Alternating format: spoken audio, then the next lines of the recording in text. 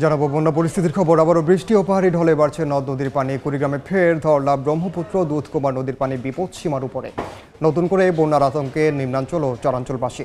এই মুহূর্তে গাছিতে আছেন সহকর্মী বাদশা সৈকত। সরাসরি যাচ্ছে তার কাছে। সৈকত, কুড়িগ্রামে যে নদ নদীর পানি সেটি কিন্তু গতকাল পর্যন্ত যে বন্যা পরিস্থিতি চলছিল দীর্ঘ 10 দিন ধরে, সেই বন্যা পরিস্থিতির কিন্তু গতকাল পর্যন্ত পানি একটু একটু করে কমে কিন্তু বন্যা পরিস্থিতির কিছুটা উন্নতির দিকে যাচ্ছিল।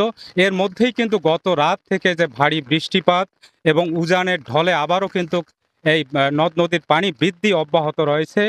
এর ফলে ব্রহ্মপুত্র, ধরলা এবং দুধকুমার নদীর পানি কিন্তু বিপদসীমার উপর দিয়ে প্রবাহিত হচ্ছে। স্থানীয় পানি উন্নয়ন বোর্ড যে তথ্য দিয়েছে সকাল 9টার তথ্য অনুযায়ী, যে ব্রহ্মপুত্রের পানি কিন্তু সিলমারি পয়েন্টে বিপদসীমার 49 সেন্টিমিটার উপর দিয়ে প্রবাহিত হচ্ছে। অন্যদিকে ধরলার পানি সেতু পয়েন্টে 8 সেন্টিমিটার এবং দুধকুমারের পানি পাটেশ্বরী পয়েন্টে 3 সেন্টিমিটার উপর দিয়ে প্রবাহিত হচ্ছে।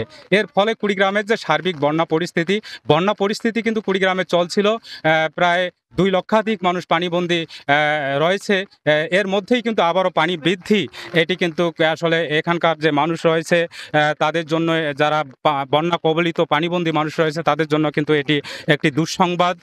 তারা চিন্তিত হয়ে পড়েছেন এই পানি বৃদ্ধির ফলে। তারা যেটি জানিয়েছেন যে আসলে তারা কিন্তু এমনিতেই এসব বন্যা কবলিত এলাকাগুলোতে বিশুদ্ধ খাবার পানি এবং পাশাপাশি যে খাদ্য সংকটে ভুগছিলেন। এর ফলে আবার যে পানি বৃদ্ধি, এর ফলে কিন্তু বন্যা দীর্ঘায়িত হবে এবং এখানকার মানুষজন কিন্তু দুর্ভোগের আশঙ্কা করছেন। এই ছিল কুড়িগ্রামের বন্যা পরিস্থিতির সর্বশেষ।